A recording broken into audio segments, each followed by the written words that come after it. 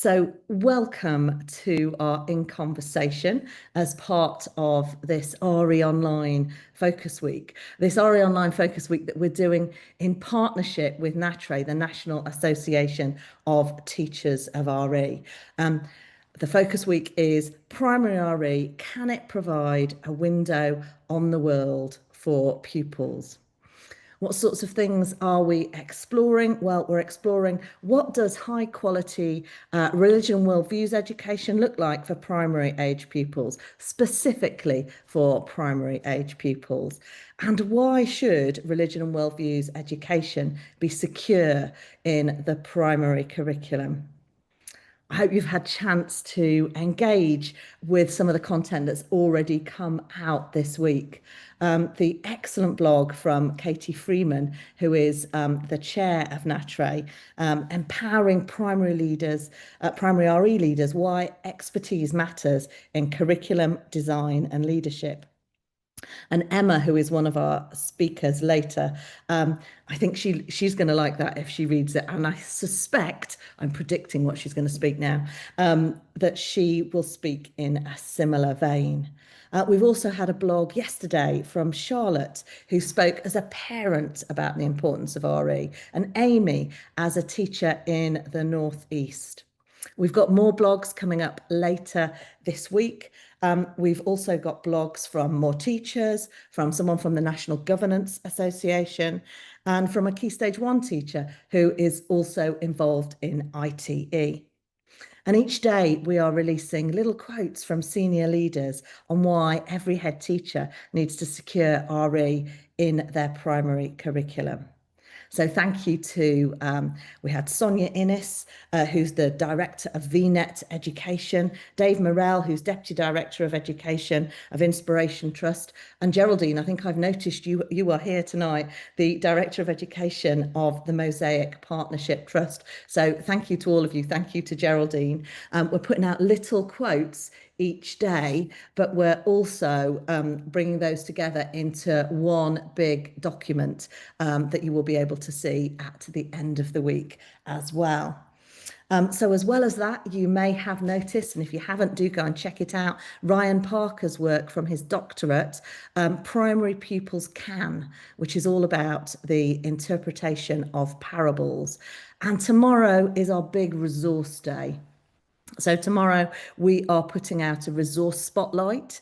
I'll say no more than that. You'll just have to go and have a look at it. But we're also releasing our list, which I've got to admit, I'm really hoping you will love this because I spent quite a long time doing it, of websites, films and virtual visits, a document to use yourself, but to share with others in your school. I would say it's something that's essential for new subject leads, but why not cherry pick some for your ECTs or new teachers to your school? And I mentioned we were doing this in partnership with NATRE. So each day we're highlighting items from the amazing NATRE website. And if you're not a member of NATRE, I am biased. I did used to work for them, but look, I don't work for them now. And I still think you should be a member of NATRE, and I am still a member of NATRE. We've also had films, I think it was on Monday, of primary researchers and teachers for you to look at. Because remember, one of the things that Culham St Gabriel's do is we fund and support people who are doing masters and doctoral studies. So do have a look at those. We hope it's not just stuff for this week. What we're putting out is things for you to use for the next months and years. We're going to be collating those teacher films and those NATRE links and putting them on to our website. So to tonight's In Conversation. The week is about, can RE provide a window on the world?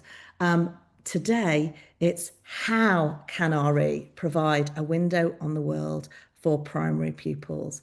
And I'm really pleased we have, I'm going to say, an auspicious panel, a panel that really know what they are talking about in different ways. So we have Emma Turner, and Emma is going to talk from her experience as a previous primary teacher and head, school improvement advisor, author, curriculum and primary expert, and amazing writer of books. And she's going to mention the name of them. My favorite one I just announced to her, and she had to point out to me that I had incorrectly pronounced it. So I've tried to write it down. I may get it wrong again. Simplicitus. Excellent. That's the one that I've read and loved as a curriculum piece. But do look out for her books as well. I'm also going to introduce you to Ruth Flanagan. Ruth was previously both a primary and a secondary teacher, but is currently a researcher and leads aspects of primary ITE and does more than we possibly could list at Exeter University. So those are the two people who aren't in the classroom right at the moment. But of course, we have people who are in the classroom as well. It just would not be appropriate to have this session without. So we've got Liz Manning. Liz is based up in Bolton. She's a member of NATRE Exec and Steering Group. She's a primary teacher. She teaches in Key Stage 1, and she's also a lead teacher, a lead RE teacher in Bolton. And she's joining the Culham St Gabriel's Leadership Programme next year as well. We also have Saima Saleh. Saima, many of you may know her and the work she's done with NATRE and with particularly local groups, also a member of the steering group and the executive, but that work on local groups. And she teaches in a junior school in Surrey. And finally, because it turns out there are both women and men that work in primary. So we want to have the whole gamut of people who are represented in primary. I hasten to add, John, you're not here because you're a man. You are here for many other reasons.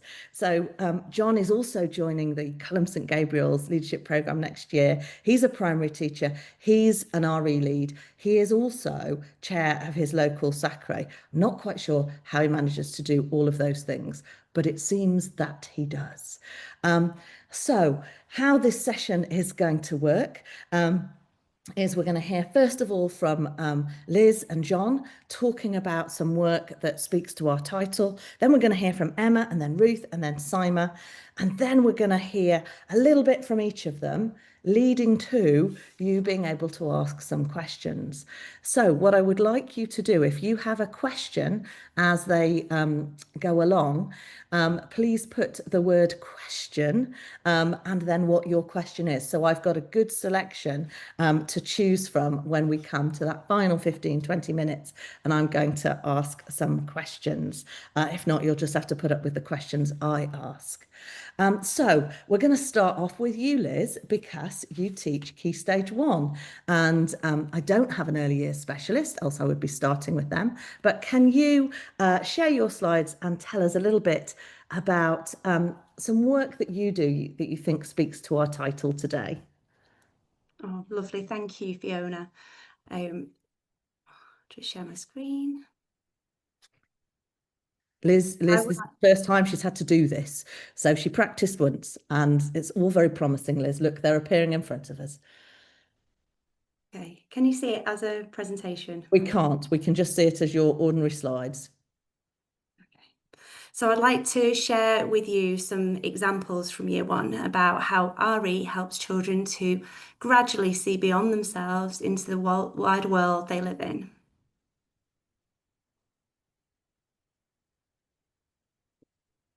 So these examples that I'm going to share with you come from the unit question. What is the good news Christians say Jesus brings? So to begin in this unit of learning, the children use drama to freeze frames to explore the story of Matthew the tax collector in relation to the good news Christian belief of being a friend to the friendless. This activity was not only lots of fun for the children, but it also gave the children the opportunity to think deeply about the story, making connections to their own worldviews.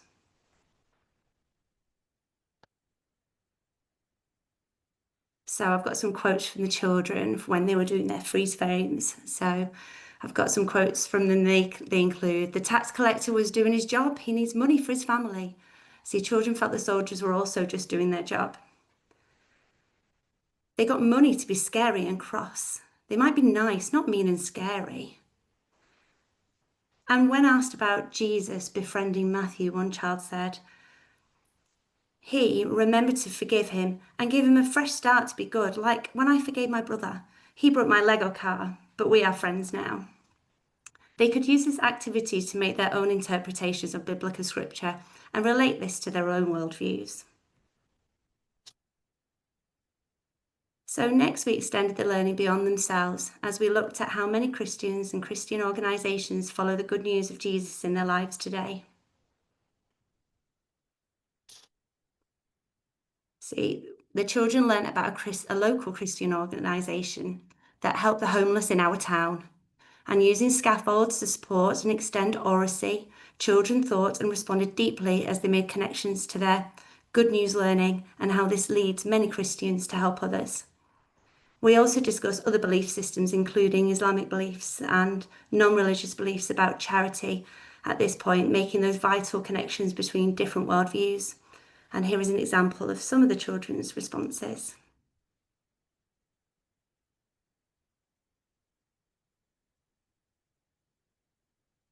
So continuing learning in this unit, the children then considered forgiveness as part of the good news.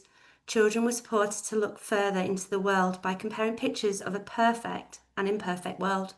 Carefully selected images highlighted how some humans are harming our world, and the children took this very seriously.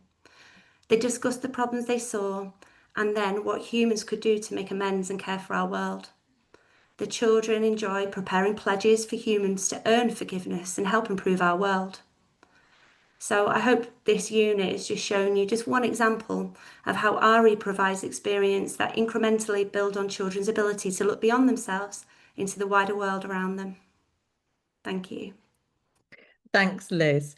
It's lovely to hear how 5- and 6-year-olds are using drama to interpret text, looking at what it might mean, looking at what some, in this case, Christians might do because of their beliefs, and that was very specific to Bolton, where you are living. You didn't say it, Liz, but actually your school is extremely diverse.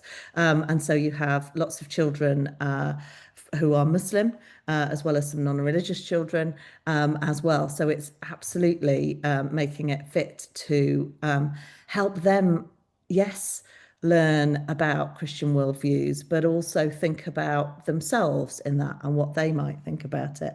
So we've started off, as I said, quite rightly, with year 1. And now John is going to take us into Key Stage 2. John, thank you. over to you. I do not have as great a PowerPoint as that, though, Liz. That was amazing. Can you hear me? Does that work? Yep, you might want to just lean in a bit more. Yeah, thank you. Right. Wonderful. So, let me share. There you go. Right, so yes, we have obviously in Norfolk, we've got the multidisciplinary approach to our curriculum.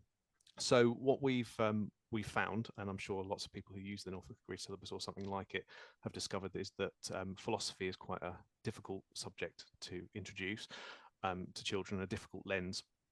And it's not just difficult for the kids, it's difficult for the teachers to kind of adjust to it as well. So we had a little look around and to sort of think about how we could introduce the character of Socrates to year 3. And we discovered, and I was looking at in the Norfolk PDC, actually, which is the training centre. They had a great bit of PSHE pedagogy, which was involving the use of dolls, and had some amazing work that come out of it. So I just completely nicked that. It's since been backed up by a University of Cardiff, a report that you can see there that you could scan that if you want to read it. But the idea is using dolls to basically just get into other people's heads and understand that people think differently to you. And the character of Socrates that comes along as a little doll, little plush doll there, bought him from the Unemployed Philosophers Guild. He comes in as a presence in the classroom, and he's there sort of the whole year. I tried to actually get him from year 3. They wouldn't let me have him, so I can't show you him today. But the idea is that sort of bring in the idea of philosophy and these huge questions, and this idea that other people think in this kind of huge way, and that they're not necessarily satisfied with simple answers. And so Socrates comes in. I've written a kind of scripted kind of unit for this, and Socrates comes in. He asks them all sorts of these awkward questions, and he asks the children basically to help him understand and kind of go through these kind of agonizing questions. So he asks them, first of all, what is real and how do we know? And he keeps kind of prodding and he keeps kind of pushing the children. But the idea is, of course, to introduce this kind of worldview, these big questions, without necessarily kind of rocking and destroying other people's worldviews and kind of upsetting the children, I suppose, because Socrates' radical doubt can kind of I've seen it kind of upset kids when they're so like, they kind of get into this like, oh, I don't know if I'm real sort of question. So yeah, so we've used that for a number of years now. It's been quite successful. I've got a few little quotes actually here from 2 sessions that happened this year, and there's something particularly in the left-hand bottom corner that I think is quite interesting to get to, and obviously they do come back to this throughout the year as well, because he keeps popping up with awkward questions. But we have here, tell me something that is true. For example, are we all here in the same classroom at this minute? One child says, yes, we are. The teacher / Socrates says, how do you know? Well, I'm here. I can see everyone else here. And we're starting to get this idea of sensory perception kind of creeping in. Could you be dreaming? No, I'm awake. Are you sure? I think so, one kid says. And then, of course, we've got this idea, if I hit myself, I feel it. I know it hurts. That must be real. And it's that kind of pinch myself if I know I'm not dreaming. But we're kind of getting towards an idea that we'll pick up later in our curriculum, which is the idea of sensory kind of convergence, this idea that how do you know something's real? It's not just that you see it, it's you feel it, you smell it, it might be confirmed in other ways. And it's just about that kind of interesting way of getting children to talk about that. But there you go. Thank you very much. No, that was quick. Thank you, John. And for those of you who don't know, I nearly interrupted you and I thought, no, don't do that. Norfolk and a multidisciplinary syllabus. That's the ways of knowing that Ofsted talked about in their RE subject report in 2021. And there are several ways of knowing, but Norfolk syllabus, you're going to correct me if I'm wrong here, John, picks up philosophical ways of knowing, theological ways of knowing, and social and human science, sociology ways of knowing. Some people would throw historical ways of knowing in, and it's really picking up. And this is one way of doing it with some of our younger children in primary, that when we're finding out things, we are finding them out through a particular lens, a particular way of looking at things. And when John said he was going to do his Socrates doll, oh my goodness. But I did remember the books I've got on my bookshelf at home, which are the Big Ideas for Little Thinkers books, which have board books about, and Socrates is one of those. So thinking in different ways. And I think you're absolutely right, John. That philosophical way of thinking is one that is underdeveloped in RE in primary. So thank you for sharing a little bit of that. I say it's underdeveloped because if you're sitting there watching this going, I've never done that, I don't have a Socrates doll, that's okay. This is something we are working towards. And Katie is advertising your website with lots of great ideas. Oh, lovely. Thank you very much. So we've started off by seeing real RE in the classroom.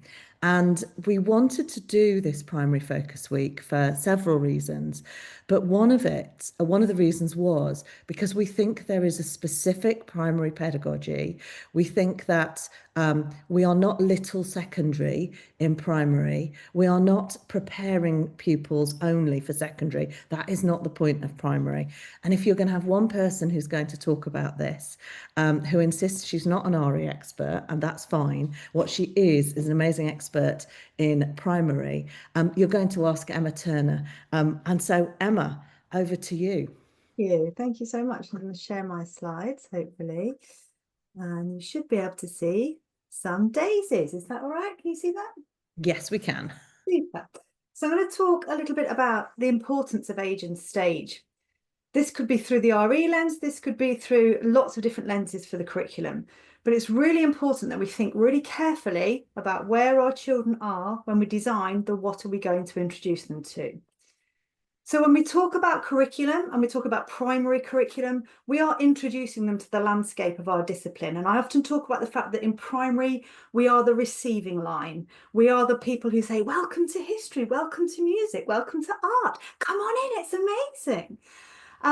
And sometimes we can get bogged down in the detail and the unit planning and the paperwork, and it can feel quite a bleak landscape to be involved in curriculum design. But for me, for primary, it's always been that picture on the right. It's always been, it's wonderful in here. So whenever I talk about creating your curriculum for primary children, I talk about the Julie Andrews moment where she stands on the top of the mountain and she twirls around and goes, wow, it's like, what do you want the children to see in this landscape? Because we don't have an exam spec. We don't have set texts that we have to look at. We can basically stick our head out the window and go, in the history of absolutely everything, what shall we do?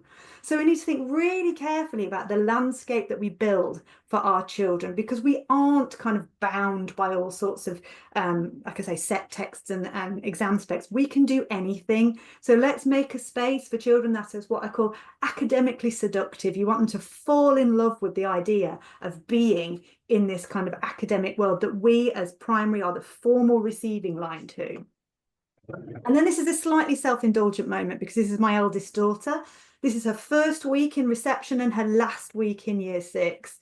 And the reason I put this picture up here is because look at that developmental trajectory. We take children in primary from the edge of toddlerhood to the cusp of adolescence. We can't teach them all in the same way, with the same sorts of lesson structures, with the same sorts of experiences.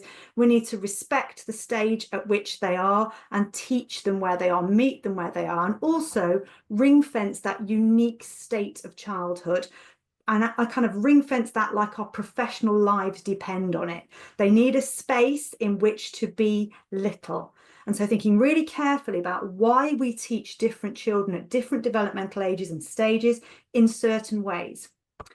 So I talk as well about the curriculum meeting all of these needs. We need to, yes, develop children cognitively, give them opportunities to work together in groups and teams so they develop socially and emotionally, time to reflect and respect how they feel and what they think, time to create, and time and space to explore the spiritual aspects of themselves, others, and the world, the wider world. We can get fixated on the cognitive, on the what do we want children to know, and forget sometimes we're trying to develop them more broadly in all of these different ways. So our curriculum landscape that we build needs to think carefully about the delivery model to make sure that children develop in all of these ways with the content that we want to introduce them to. So the question I always ask people to ask themselves is, why do we do what we do in the way that we do it? Why do we teach children at this point in that way this content? And I call it the banana armor question. And when I work with schools, they tell me what they're doing, and I say, yes, but why? Why are you doing it in this way at that point with these children? I want to kind of get underneath the kind of the rationale and the thinking behind that. And then we talk a lot about curriculum, about the what, but yes, we need to think about the how. How are we going to teach it? What is practice going to look like? How should it look different in EYFS and Key Stage 1 compared to Lower Key Stage 2 and Upper Key Stage 2? Because it should, because they're at different developmental stages. But that needs to sit within this broader picture. That initial triumvirate needs to sit within the consideration of the subject itself. What is the nature of the subject discipline that children need to be introduced to? So how are we respecting the subject itself and introducing them to that in such a way that the children deal with content that is dealt with with sufficient reverence and sufficient depth and is kind of got what I call fidelity to the discipline itself? But then that lighter grey circle is age and stage. How will a 5-year-old make sense of this? How will a 7-year-old make sense of this? Do they really want to sit on their bottom all day? Because no child has ever rushed out at the end of the day and said, you know what? I did the most amazing worksheet today and mwah, the PowerPoint was fantastic. No child will ever rush out of school and say that. So how do you want them to meet the content? What are the considerations for them in terms of their age and stage? And then finally, what's it like here? What's it like in my school? What children's lived experiences like? What are their languages that they speak? The things they already believe, the experiences they're likely to have? Have they lived here forever? Have their family? Are they new arrivals to our area? What can they bring to the conversation around their lived experiences and the world that we introduce them to? And what's our staffing like? What's our building like? What's in the local area that we can tap into? Everybody's curriculum needs to go through all of those particular lenses. And then there's this idea about the primary day, about the fact that it is different from secondary, not just the way that we set up the classrooms, but the pedagogy that we use, the relationship that we have, because we are teaching the children all day as one individual a lot of the time. And then the last thing I want to introduce you to is this idea of implied competency and inter-subject dependence, because in primary our children are multi-novice. They're novice in everything. They're not just novice in RE or history or geography, they're novice in everything. So when we're telling them a story about a faraway desert 4,000 years ago, do they understand what a desert is, and have they got a concept of 4,000? So when we're talking about cities or villages or communities, have they got all of that knowledge around settlement, about people, about physical geography? What sense will they make of our RE curriculum? Because that leans on so many other disciplines. And then thinking about the types of tasks that they want them to do. And my heart was singing when Liz and John were talking about the activities the children were doing, because they were up on their feet, up and at them, and it wasn't just sitting and writing endlessly. It was matched to age and stage. So all of those implied competencies underpin the decisions that we make, which is why primary RE needs to be considered really carefully through people who've got a deep understanding of child development, age and stage, and also the interdependent aspects of the primary curriculum. So my question to any primary curriculum designer is, why do you do what you do in the way that you do it? How does it align with the child, with the subject, with the context? And I'm going to stop talking there. Thank you. Thank you, Emma. And if you haven't got that Bananarama tune in your head, hang on at the end, and Emma and I will do a small duet of that. No, we will not, of that for you. Go look it up if you're too young to know who Bananarama. Thank you, Emma. Now you know why I asked her. She is such a champion for understanding what primary is and why that matters in geography, history, everything, but in RE today. So let's move along seamlessly to Ruth, who's going to say a little bit about the importance of research. Great, thank you, Fiona. I don't have a PowerPoint, so I'm afraid you'll have to look at me.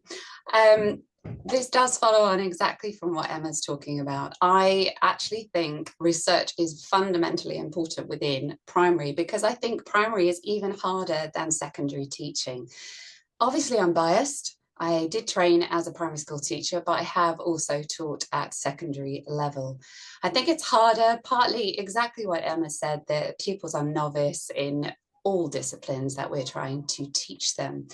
There's subject knowledge that's required for every teacher to teach, but also there's subject-specific pedagogic knowledge. So not only do you need to know how to teach maths, but you need to know how to teach history, you need to know how to teach English, and it's not all the same. Teachers need to understand from rotational direction of the sun and moon to Stone Age hunting practices. They need to have knowledge and understanding about adding fractions correctly, but also employing fronted adverbials. RE is often neglected as a subject in school. Sometimes we have TAs covering during PPA time. Many TAs are fantastic, so I'm not criticising TAs, but RE can be taught by the least qualified adult in the room. But yet I think it's one of the most complex but exciting subjects. Sometimes it could be reduced to storytelling and reordering a story with pictures. And whilst this does meet requirements perhaps for chronological understanding in history or story progression in English, this meets little of the subject-specific requirements of RE. And I think research is essential in discovering what is working well in the primary RE classroom. And there's much to celebrate. There is much that's working well. We've already had examples from Liz and John of fantastic things that they're doing in the RE classroom. But we also want to look at what could we improve? How can we improve practice generally? There's pockets of brilliance. How can we actually enable all teachers to be equipped? And there are research projects that, there are obviously many, but I'm just going to mention in this very limited time a couple. So there's projects like the RE Searchers. So this is crucial in assisting teachers, and it was created by an, at the time, in-service teacher, Giles Freethy, and his academic brother, Rob Freethy, who was previously a teacher. So they've got experience in teaching, and it marries the best of both worlds. So it seems to have evolved from Giles basically phoning his brother going, "Oh, I did an amazing RE lesson today, listen to this," and explaining what he did. And then Rob going, "But what you've done there is you've missed this, and you've taken a phenomenological approach. What about this other approach?" So then Giles would go off, write another lesson, try and hone it, phone up and say, "This amazing lesson I've just done." And then Rob would then point out other ways that he could have developed that. But through this process, they created the RE Searchers approach, which was using different characters to portray the different ways that you could teach RE. So different pedagogical approaches. So the interpretive approach, a narrative approach. So narrative approach is like See the Story, Susie. So this project that they did can then help teachers. And I've been working with Sarah Dennis on the mentoring thing, and she's a teacher who's been using this extensively throughout the whole primary RE in her school. My student teachers, so I have the privilege of training teachers. So obviously primary, they have to teach every single subject, but I also teach them obviously how to develop with RE. And we've used this project to enable them to think about, how can I plan an effective RE lesson? What can I do that enables children to experience high quality RE? And there are a number of schemes that schools are purchasing, and this seems to have increased recently. And there are many excellent ones. Obviously, shout out to Katie Freeman, who I think is on the call, who wrote brilliant NATRE one. So I do recommend looking at that. But there are other schemes that I looked at, and one of them, I was looking at the different lessons and I thought, I seem to have slightly missed the point. I'm not sure what's happened here.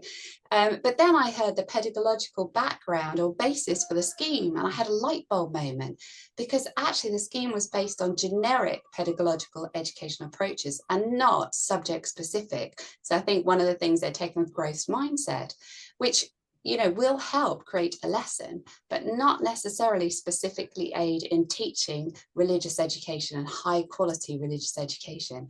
So it's really important that we've got a sound background to enable us to teach the most effective RE. Now, my own research is in identifying personal worldviews of teachers, and I've done this through various things, through disorientating dilemmas, to try and help them see the potential influence of their own personal worldview on the lesson that they're teaching. And you might think, well, why does that matter? Well, actually it matters, because when we can identify those potential influences, we can see means of actually countering any unnecessary or undue negative influence as well. For example, I had one teacher who was very strong on ethics and had very high ethical standard in his life, but wasn't really sure about the kind of spiritual realm or that aspect of religion. So he focuses all his RE on ethics. So he would teach the ethical application of each different religion, which is fine, but doesn't paint the whole picture for the pupils. So this is why it's really important to engage in this type of research. And research, I think, can counter and explain the type of worldview shock that children can have, and teachers, when they come to study a worldview that's very different to their own. They can be shocked by it, and that can produce emotion or negative reaction. So what we want to do is to ensure that rather than this being negative, it can actually be educative. So why do we research in primary RE? We research because it's vital for the integrity of the subject and to adequately meet the needs of all of the pupils in our class. Thank you. Thank you, Ruth. seamlessly, we're going to go to Saima, and I've put things in this order because Saima, who was involved in the Culham St Gabriel's leadership programme about 4 years ago now, as part of her year 2, did some research in her primary classroom in RE. Saima, over to you. Hi everyone, thanks very much, Fiona, for that lovely introduction. Yeah, so as Fiona was saying, I chose the COVID years to do my, I tried out the pilot scheme for the leadership programme that Culham very kindly and generously offer. And I initially thought, research, not really for me. I've been teaching for so many years. Why do I need to do research? What's it going to offer me? Have I got time to do it? And obviously not being able to go out or do anything during COVID, I had that time to sit and read, and I read copiously, and I realized that I fell in love with reading again. And this then had a huge impact on my whole mindset and what I thought about research. So initially, having heard Mary Myatt, who I'm sure many of you have heard speak, I heard Mary speak at a NATRE exec meeting, and I was absolutely inspired by her speech about challenging pupils through exposing them to high quality texts and technical vocabulary and subject specific terminology, or tier 3 vocabulary as we know it. And I thought about what she was saying about teaching children about words in Latin, and how the more we offer children, the more challenging texts we offer them, the more we challenge them to think in different ways, the more they love it. And I wanted to find out from my teaching experience, I knew that this was true, because as soon as you use the word challenge in a classroom when you're talking about lesson activities, the kids are right straight there, aren't they? It's no different from a PE lesson. As soon as you say, right, level 4, after you've been through 1, 2, and 3, the kids are like, right, this is where the fun stuff happens. And that it's no different in the classroom, and especially more so with our favorite subject, RE. So essentially, I wanted to find out if the teaching of etymology in RE lessons would aid the understanding of new vocabulary and help children to create a solid foundation for future learning. So I was teaching pupils about words with Latin and Greek prefixes, roots, and suffixes. And Quigley 2018 refers to this as fostering a word consciousness, and this is exactly what I set out to do. So if you give me a minute, I'm just going to share with you some slides to show you what I did and what it looked like. So hopefully you can all see that. Now, if you might need to move a few bits around your screen to be able to see what's there on the screen. So basically, the techniques that I used were essentially not too many, because I only had a specific amount of time. I carried out this class-based research sort of in the second year of COVID, so when the kids were coming back. And I work, just to put it all in a bit of context for you, I work in a 5-form entry junior school, and I obviously carried out one set of lessons with my class where I was really looking intensively at vocabulary, and I was comparing the results with another year 4 classroom, class of children who were doing sort of like the basic version of the lessons without all my little extras. So the 3 words that I wanted children to focus on were creation, fall, and genesis. And I'll give you a minute just to read what's on the screen. I'm not going to read it to you, but you can have a little look and see what I did there.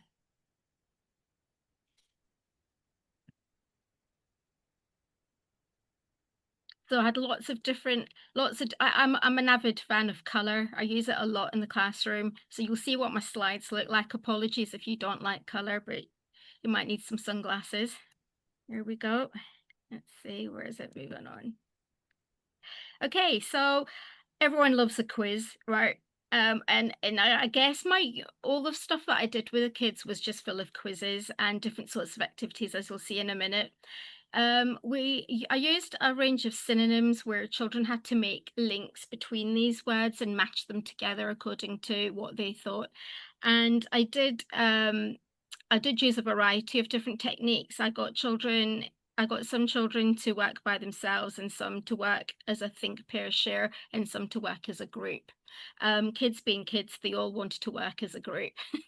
Not many. You'll get one or two who want to sort of do it by themselves. But it was quite interesting to see or hear the discussions that they were having around putting these words together. Once they put them in together, we then compared the results as a class, and there weren't too many words there, and pretty much most children had classified them together correctly. And as I said before, I love using a quiz. And in my school, we use Smart Notebook software to teach. And one of the things that we can do is to have a whole range of different quizzes. And this is the game show one that is like the most popular one in our school. So basically, it uses lots of multiple choice questions that you basically put in yourself, and kids can play. You can get them to play one against one, or half the class against the other class, or whichever way you'd like to split it. So I used a lot of these quizzes as well. So I was thinking of lots of fun activities that might help the children to remember. And then by no means am I showing you everything that I did. I haven't got that much time. But another activity that I use quite a lot is role play. I love drama. I'm a big advocate of drama, and kids, primary children, love they love just showing off. Most kids do love just showing off, and I always have a range of different choices that they can have. So if they don't want to go into a full play role play, they can write a script or do something else. But a lot of children do like to go for role plays.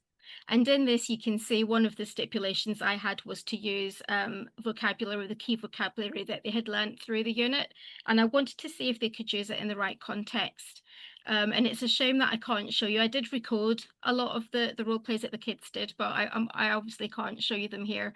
But you'll have to take my word for it that, I was nearly crying with joy when I could hear all the words coming through and the children were using them absolutely perfectly. So the role play was really, the world's not being looked after, and why should we look after it, and how could we look after it? And in particular, why would Christians want us to look after the world? And making those links with what they had learned through the unit, which, by the way, was an Understanding Christianity creation unit. So here you can see the impact. 4A were the class who did the lessons without all of the extra input, and 4E were my class. And the one thing that I would say to anyone who's thinking about doing class-based research and you're using scales, I did a lot of research about 4-point scales, and they're quite good because they work equally well with children as they do with adults. There's no middle option, so children or people are forced to choose a side. And so yeah, I'm a big fan of the 4-point scale. So you can see there roughly what the percentages look like. And yeah, it was brilliant, absolutely brilliant. So we're talking about 2 classes of 31 children as a complete set. So where did all this lead on to? I'm going to show you some examples. In my school, we don't use knowledge organisers that we might source on the internet or buy or whatever else and give them to the children. I wanted the children to use their knowledge throughout the units to write down and reflect on their own learning. And as you can see in the corner there, there's a whole box about vocabulary, and dual coding is a massive thing that I read up on, and I wanted to encourage children to use colour and dual coding and just reflect in any way possible their thinking and their learning. And it's interesting to see that I'm hoping that you can, maybe read some of the stuff that's on screen as to what children were learning and how they were thinking. And reflecting on this now, I mean, this is a couple of years old, but it's great when I do pupil monitoring, when I speak to pupils, just what they've learned from year 3 by the time I get them in year 6. And even when I go, walking around the school, I'll sit in the hall at lunchtime and talk to kids and see what they're doing and what they've learned in RE. And this is always one thing that they love talking about. So I'm going to show you some more. So this particular knowledge organizer was this is a version that I have for SEND pupils if they so wish to have it. It's got a bit more structure, but again, I'm not spoon feeding them. I've given them the 3 words in the box, and it's up to them what they write next to that. And yeah, as anybody will know, that these SEND children can be some of our real high flyers, just because in English and maths or whichever other subject they might really be struggling with, doesn't mean that in our subject it's the same. And quite often I find it's the opposite, where they love speaking, and this is where oracy comes into its own, or they might enjoy role play, and they might be able to show you their thinking in lots of other ways other than in the written form. Saima, I'm going to have to stop you from your excellent oration of all the stuff you've been doing. And it's been lovely to read in. Oh, do you want to talk about this one? Yeah, very, Excellent very read in the quickly. chat, what people have been saying about your work. Yeah, really sorry. I knew that I would talk most of the time.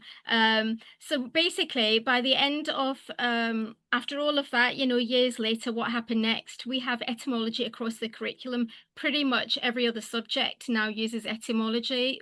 Vocabulary has just kicked right off in our school. Children are really addicted to it. They go off by themselves, and you can see a child has written an etymology paper all by herself. And this continues to happen, by the way. Kids are always coming up to me saying, Mrs. Sally, I've learnt a new word. And it's really good that I've managed to inspire so many children. And when I've spoken to teachers as well, they quite like the ideas that I've proposed there. So sorry, everybody, I took up too much time. No. Thank you, Saima. Inspired children and teachers around the country, and others have gone on to develop your work as well. I rushed through some amazing different thoughts from people. What I've asked them to do now, right at the end, just before I hope we're going to get some of your questions, I asked them to imagine they were on a hustings, and that they had to advocate for our subject. And so they have got up to 2 minutes. Note the word up to. You could just have 1 minute if you like. Saying how RE can provide a window on the world for pupils. So let's imagine they're getting us to vote for a subject and persuade us of the brilliantness of RE. And Liz wins because she goes first. Saima has got the toughest job because she goes last. Liz. Okay, so Primary ITE is essential in providing a window into the world by building the foundation for children to see beyond themselves and their own family lives. Through carefully chosen activities, Primary ITE brings times for us as teachers to develop children's knowledge about themselves, their communities, and the religious and non-religious communities in the world we share. In RE, children from a very young age can respond deeply to some big questions, big ideas. It is a place within the busy curriculum where children can learn about people living in the world that we share. They consider the impact belief has on how we care for the world and make links between shared beliefs and celebrate differences. As teachers, we have this wonderful opportunity, so let's make the most of it. Thank you, Liz. John, you're next. Thank you. Yes, I think for me, the really important thing about RE is just to bring traditions into the room and to examine them critically with children. They can see themselves represented in the room, but they can also see other people, their friends, but also something that they've never come across. And I think lovely thing that Ruth said about the idea of worldview shock. I think that's absolutely amazing. I think I've seen that quite a lot. I think it certainly encourages curiosity, and I think that great thing that I think Saima was also hinting at is the idea of that high challenge and low threat from Mary Meyer, that idea that actually this is really difficult, this is really complicated, these are questions that people have talked about for 2,000 years, maybe more, and you as an 8-year-old child are now tackling them as well with us, and it is something that's, I think, just from a teacher's point of view as well, it's incredibly rewarding. And I think from a the primary privilege I think that teachers have is that we can, I love to see how these ideas that we explore in RE come up everywhere in the curriculum, and because I'm teaching those children all the time, I get to kind of experience that with them, and it is really lovely. There you go. Feels like you're opening the window and dragging everybody in, John, is what you're doing in your classroom. Emma, did you want to do this bit or do you want to pass? Okay. I'll have a little try, see how we go.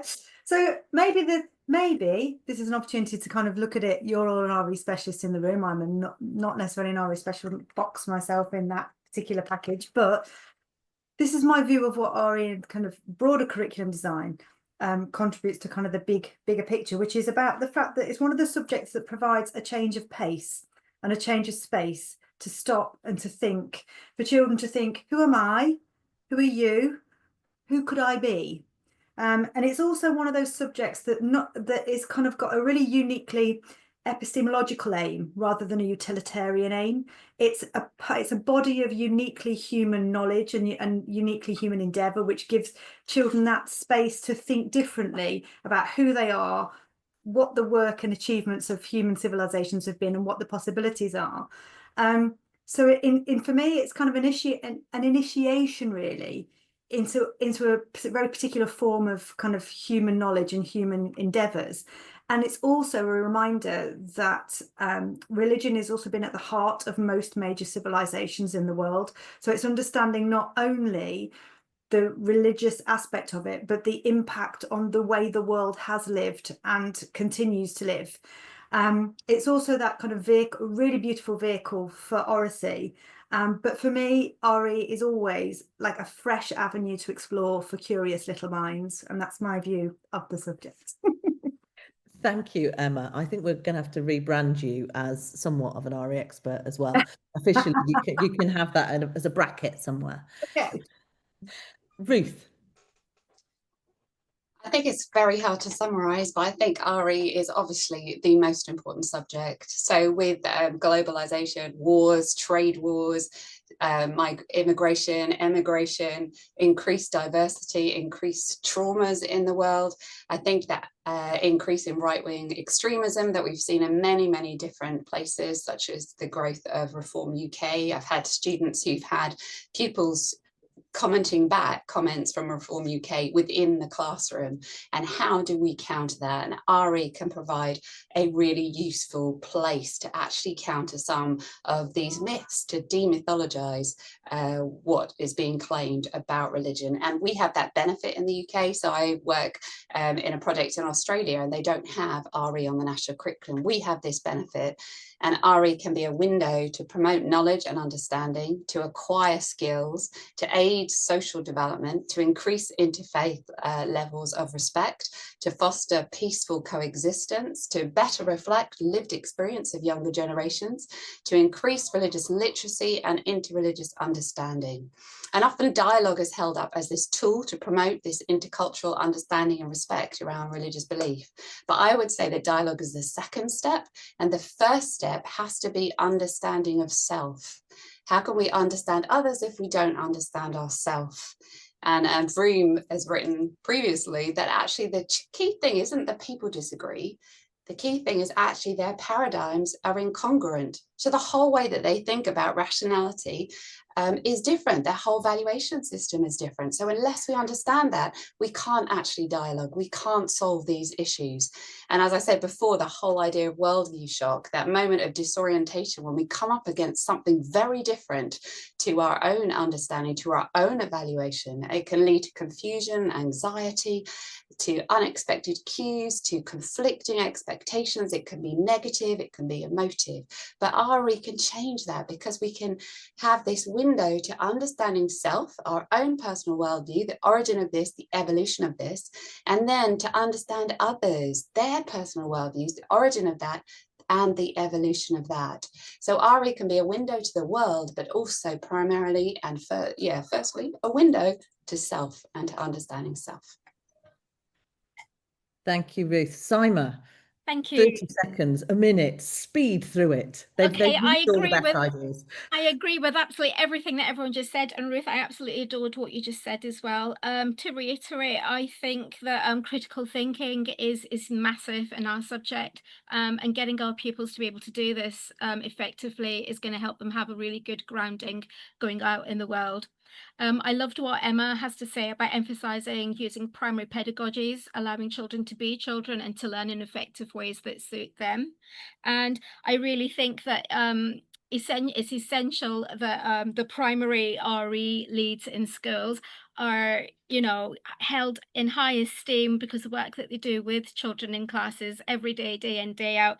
It is absolutely mind-blowing. It's great. And without this, those children, when they go to secondary, they can't flourish in exactly the same ways. And I think that's me. Thank you, Saima. And when you were talking, Ruth, about needing to know themselves, I was reminded of a quote I used to steal and liberally sprinkle around the place, that came from a bishop who said, roots down, walls down. You have to understand yourself and where you come from before actually you can feel comfortable and confident enough to learn about things that are a little bit different. And that if you understand a bit more about who you are able to then respond to who other people are and what they might think that is different. Well, if I was at this hustings, if I wasn't already convinced for the place of RE, well, let's say in a national curriculum in England, I'm definitely convinced now. We've not got loads of questions, which is good because we've not got loads of time. Saima, a very quick response to a question. Did you have children with English as an additional language in your class when you were doing this? And did this make a difference to how you were doing your work? Personally, this time, no, I haven't had any EEL learners for a very long time, but a very long time ago, I did have a Finnish girl who spoke no English, and I used drama, role play, and facial expressions. And nowadays, you've got lots of things like Google Translate that can help out as well. So I can imagine where there's a will, there's a way. And John's now going to, so John has put in the chat, you might not have seen that he's used your work. So John. Yes, I was going to say I do have a number of children who speak lots of different languages. I think we've got now something like 17 different languages spoken at our school, and it might even be more. But we have now gone a little bit further, and we find kind of the roots of different languages. So we've got some, it's the Romanian and the Polish children in the class who kind of say, "Oh yeah, that word is similar in my language," and we can kind of trace that. Those like linguistic roots and all the way back to maybe Latin or to to Greek or whatever. So it's been really really interesting because it's kind of bound us, I think, together, because when English is kind of the dominant language, it can kind of, those children maybe feel a bit alienated, but actually it's kind of like we're all discovering the root of our language. Brilliant. There are several questions for you in the chat, but I think actually, John, you have responded to each of those. You've been doing a very good job, basically advocating for a philosophical way of knowing being taught in the primary school in the chat. So do, if you want to download the chat, remember, if you click on the 3 little dots, you can do that. I'm going to ask one question that Sarah's asked after she thanks you for your input. And she said, what one thing would you like to see come out of the curriculum and assessment review that will have the biggest impact on RE in primary schools? So we'll start with Saima this time. We'll go backwards. Saima, what one thing would you like to see from the curriculum and assessment review for RE? I think for sure it would be saved, save time on the timetable. And regarding teacher CPD, I would love to see RE leads being given time to develop the CPD in school time and to meet. So I've got my local groups hat on here. So rather than after school, if we could meet during school time, like the music and the maths leads and the English leads, it would be really good. Thank you, Saima. Ruth, one thing from the curriculum and assessment review. That's a really hard question. I think one thing I would totally agree with Saima, that actually the importance of the subject, that it needs protected time. Obviously slightly biased. I think that initial teacher education, there should be at least 12 hours, if not 20 hours on a PGCE where they have to study religious education. And I totally agree that continuous professional development, actually it's the teacher, I think, that's going to make a massive difference in the subject. So protected time and then protected preparation for the teacher, because it's a wonderful subject, but it's not easy, and there's lots of different voices shouting from different corners as to what we should be doing. And I think actually we need research informed, evidence-based, excellent training for teachers. Emma. Mine's a bit left field in that it's not necessarily to do with RE, but would have an impact on RE, is looking at what assessment in general should look like in primary school. Because, and what evidence base do we use to form an assessment judgment? Because if it's all written outcomes, it will dictate a very specific way of teaching a subject. So it's more about what will the guidance come out about building a robust picture of assessment within primary more specifically? Because as soon as we move away from the kind of Hansel and Greteling of the curriculum, like we've got to evidence we were in every single lesson by producing a thing, then that opens up a much richer potential diet for children to have within both RE and other subjects as well. So it's a shared understanding of what great assessment looks like, and a great assessment picture building looks like in the primary phase, which will then hopefully have a knock on into what we can teach and how we can teach.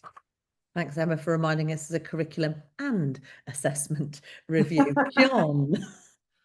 Yeah, well, I think Ruth possibly covered exactly what I was going to say, but I think it is training, and I think actually maybe even a combination with Saima as well, is that, yeah, it's training and the fact that it's difficult, and I think RE can be quite scary, and I think, you know, there's lots of controversy that it attracts as well, and lots of, you know, really deep-rooted feeling about it, and I think, you know, you can be in a situation where, you know, if the conversation goes one way, you do really need to be able to know exactly how to steer it back.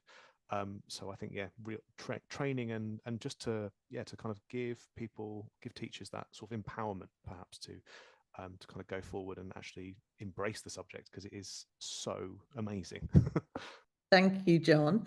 Is there a last thought from you, Liz? What have they not said that we need from the curriculum and assessment review? Well, that's difficult because they've said so many good things. So both Ruth and John have touched on things that I would have said. So I think that making sure the subject is very important to everybody, to make sure that all schools are treating it seriously and giving it the time on the curriculum. I know that I think Ruth or Saima said something similar, but I think just spread the love for RE, going on to further studies. So if they love RE, 5 and 6 year olds, and they keep that love going because they've had good teaching, then hopefully down the line we're going to have more RE specialists teaching at secondary schools. So I think if we get this right early on, they have that love, they'll keep on studying RE. I think that's really important. You're right. I think having a love for a subject, absolutely essential. A passionate teacher can turn anyone's head in a particular subject. None of you mentioned this, so I feel it necessary to say, I'd like it to be in the national curriculum. Thank you very much. I thought, oh no, they've not said it. So I'm going to finish off with that thought. Can I just give a massive thank you to all our speakers? It's not just the hour they've given up, it's all the thinking they have put in to doing this session. Thank you very much to all of you. I think that the chat has shown all the different thoughts you've started off with. People, this is recorded, so many more people are going to see this over time. Thank you to you as speakers, but thank you to all of you for coming along on a Wednesday evening just before half term, after you've managed the SATs, and yes, really we're just holding on till half term at this point. Please engage on social media. We're on X, Blue Sky, Instagram, Facebook, LinkedIn, and probably some others that haven't even been invented yet. Do engage, do look out for the resources, particularly tomorrow, and our recording of this event will be up after half term. Please do share it with other people. Thank you very much. Have a lovely evening.